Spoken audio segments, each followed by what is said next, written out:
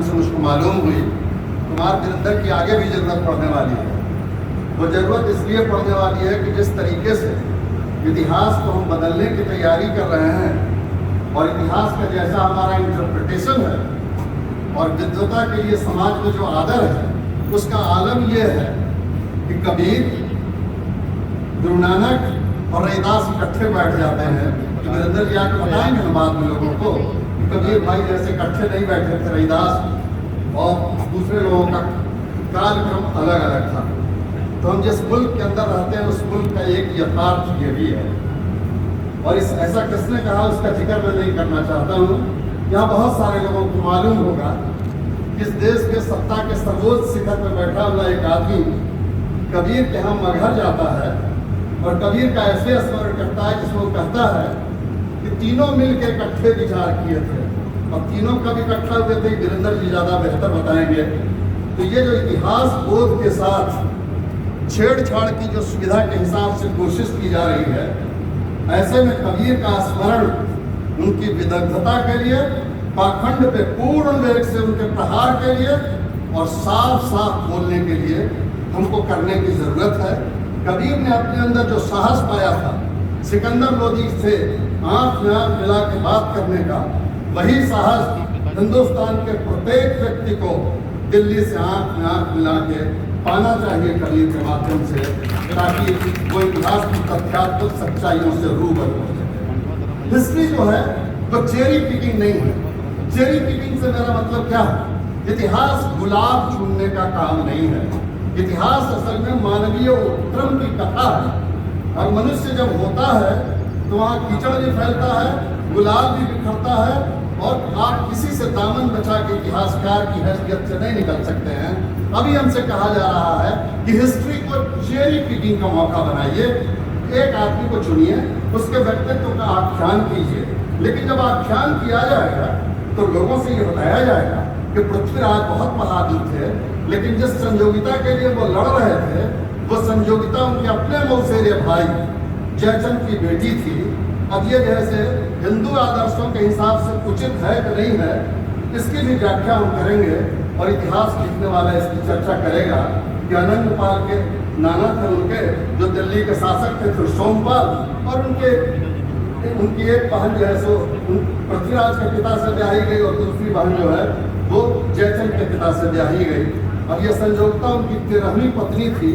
12 love करने के बाद 13वां लव भी कितना शिद्दत से होता है, इस प्रेम का महिमा मंडन किया जाए या इस आकर्षण की चर्चा की जाए। तो कबीर पे जब आप बात कीजिएगा तो इतना साहसी बनने की जरूरत पड़ेगी आपको, और इतिहास आपसे इस साहस की दरकार करेगा। आप इस साहस के लिए तैयार हैं कि नहीं हैं? क्योंकि हिस्ट्री चेरी पिकिंग नहीं है, वहाँ गुलामी की कथा है, और गुलामी से लड़ते हुए बहादुरों की कथा है। तो वहाँ भगोड़ों की कथा भी है, वहाँ ऐसे गद्दारों की कथा भी है, वहाँ चंद्रशेखर आजाद की सूचना देने वाले की कथा है, वहाँ भगत सिंह के खिलाफ गवाही देने वालों की कथा है। हम कैसे जब इतिहास में चलेंगे तो इन तमाम चीज़ों से दामन बचा के निकल पाएंगे। सत्ता का आदेश है कि इतिहास को बहुत जैसे पॉजिटिव तरीके से लिया जाए। ये पॉजिटिविटी क्या होता है भैया, हमको समझ में नहीं आता है, ये कबीर से सीखने की ज़रूरत है। तो कबीर पाखंड पे पूर्ण वेग से प्रहार करते हैं, और कबीर अपने अंदर ये उद्भट साहस पाते हैं। मैं आपसे 2-3 बातें और कहना चाहता हूँ। कहना ये चाहता हूँ साथियों कि कबीर को इसलिए पढ़िए कि पाखंड से कैसे लड़ा जाता है, और उस लड़ाई का जिक्र उन्होंने तुलसीदास से भी किया। और तुलसीदास से जब काशी के ब्राह्मण नाराज हो गए तो तुलसीदास ने गुस्से में लिखा, धूत कहो अवधूत कहो, ब्राह्मण कहो रजपूत कहो, काहू के बेटी से बेटा न ब्याह, मान के खैबो और मस्जिद को सोइबो। तुलसीदास मस्जिद में सो जाने के लिए उद्धत हैं कि मान के खाएंगे और जाकर मस्जिद में सो जाएंगे। अब उस तुलसी को आप कैसे याद करना चाहते हैं, ये भी मैं आपके विवेक के ऊपर छोड़ना चाहता हूँ, क्योंकि हिंसा, वर्चस्व, नफरत और दम्भ की भाषा ने हमको चारों तरफ से आके घेर लिया है। और ये घेरेबंदी कितनी कड़ी है, ये कबीर के राम के विलोप की कथा है। रामनवमी के मौके पे मैं निकला तो मैंने देखा कि हाथ में धनुधर राम, रौद्र राम हाथ में धनुष लेके समुद्र को धमका रहे हैं। राम की ये रौद्र छवि आप कहिएगा आपको कोई तकलीफ है? मैंने कहा कि मुझको कोई तकलीफ नहीं है। तुलसीदास ने तो इस राम का जिक्र किया ही था। लेकिन मैं अपनी माँ के पास लौटता हूँ तो वो कहती थी, ठुमक ठुमक चलत रामचंद्र उड़ाई बाजे पैजनिया। तो ये पैजनिया बजाता हुआ रामचंद्र कहाँ चला गया? जिसके लिए तुलसीदास कहते थे, मंगल भवन मंगलहारी द्रवहु सु दशरथ अजय बिहारी। दशरथ के आंगन में विहार करने वाला राम कहाँ चला गया? तुलसी के घर में जूठे बेर खाता हुआ राम कहाँ चला गया? निषाद का पैर धोता हुआ राम कहाँ चला गया? जब आप आक्रामक छवियों से चारों तरफ से घिर जाते हैं, बहादुरी की जरूरत पड़ती है, शौर्य की जरूरत पड़ती है, लेकिन ईश्वर के लिए जिन पदों का इस्तेमाल हुआ राम के लिए, उसमें शौर्य की कथा जितनी नहीं है, उससे ज्यादा कहा गया दीन बंधु दीनानाथ करुणा सिंधु करुणा अवतार।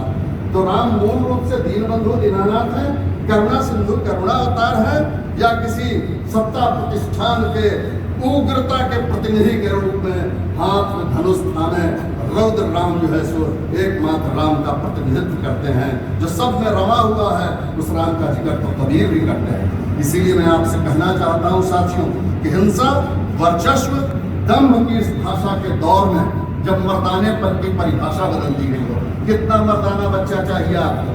कितना मर्दाना बच्चा कि उसके मोटरसाइकिल से कोई साइड लेके बगल से निकल जाए तो उसकी मर्दानगी जाग जाए और वो दौड़े और जाके उसको पकड़ के कहे कि साले तेरी इतनी हिम्मत कि तुम मेरे बगल से साइड लेके निकल गया। इस देश में रोड रेजिंग में हत्या हो जा रही है लोगों की। रोड रेजिंग से मतलब कि किसी ने कार का जोर से हॉर्न बजा दिया, किसी ने आपके बगल से पास ले लिया, आप नाराज हो गए और इस नाराजगी का अंत किसी की हत्या के रूप में हो जाती है। क्या इस हिंसता को मर्दानापन कहते हैं? हाथ में अंगार हो, हाथ में तलवार हो, यही मर्दानगी की परिभाषा है? क्या ऐसे मर्दाना बच्चों के पिता बनना चाहते हैं? गांधी जिस पर 3 आक्रमण हो चुका है और वो फिर भी शांति के साथ खड़ा है, और ये समूचा सत्ता प्रतिष्ठान उससे कहता है कि तुम अपने लिए सिक्योरिटी ले लो, और वो लेता नहीं है। और आपके यहाँ क्या होता है कि वो चिट्ठी आ गया तो एसपी के यहाँ जैसे 4 एप्लीकेशन पड़ जाता है, 4 बंदूक के बीच मुस्कुराता हुआ आदमी मर्दाना है, अकेला बूढ़ा आदमी जिसके हाथ में लाठी है वो मर्दाना नहीं है। क्या है वीरता की परिभाषा? कैसा वीरता चाहते हैं? कैसे पुरुषत्व की घोषणा आप करना चाहते हैं? आप क्या कर रहे हैं? कैसा मुल्क हम बना रहे हैं? इसीलिए कबीर के स्मरण के मौके से इससे ज्यादा बेहतर कोई और मौका नहीं है जब हम इन तमाम चीजों पर बात करें। आपने इस देश की आबादी के बड़े हिस्से को सबसाइड कर दिया है, और इस सबसाइड करने की प्रक्रिया में आप जैसे इस देश के अंदर सिविल वॉर को इन्वाइट कर रहे हैं। एक कबीर था जो प्रेम की बात करता था, दया की बात करता था, करुणा की बात करता था, और दूसरे आप हैं। तो ये जो सारे सवालात हैं, ये सवाल बहुत कोर पॉलिटिकल इश्यूज हैं। अब आप मुझसे पूछिएगा कि इतना पॉलिटिकल स्टेटमेंट कबीर के इस मौके पे आप क्यों दे रहे हैं? असल में दिल दुख से भरा हुआ है और आंखें नम है हमारी। हमारे बच्चे हत्यारे बनने की ट्रेनिंग ले रहे हैं। आपका बच्चा रामनवमी के जुलूस में और किसी और जुलूस में, मुहर्रम के जुलूस में निकला और किसी उन्मादी भीड़ के हवाले हो गया। 15 साल 16 साल का बच्चा जो गया था वो आपका मासूम बेटा था, जो लौट के आया है उसके हाथ में खून के थप्पे हैं। किसी और चीज से डर नहीं लगता है तो अपने बच्चों को कातिल बजाने से डरिए। इस देश की सत्ता कंसिस्टेंटली इस देश के बच्चों को कातिल बनाने की तैयार। इसीलिए साथियों, कबीर के प्रेम का जो रस है वो आपकी आत्मा तक पहुंचे। इस मौके पर हम यही कहना चाहेंगे, संगीत जो है आदमी को सबलाइन करता है, उसके अंदर जो कुछ भी श्रेष्ठ और सुंदर है उसका आवाहन करता है। अगर बामनिया जी की आवाज़ आपकी आत्मा तक उतरे और एक क्षण के लिए भी आपका उदात्तीकरण हो जाए, जिसको अध्यात्म की भाषा में लौ लग जाना कहते हैं, तो शायद आपको नफरत, हिंसा और घृणा की इस दुनिया से मुक्ति मिले। ईश्वर करे कि हमारे देश के अंदर हरे भरे मैदानों में लड़कियां आराम के साथ तितलियों के पीछे भाग सकें और उनके ऊपर कोई ऐसे बात और बाज और गिद्ध की नजर नहीं हो।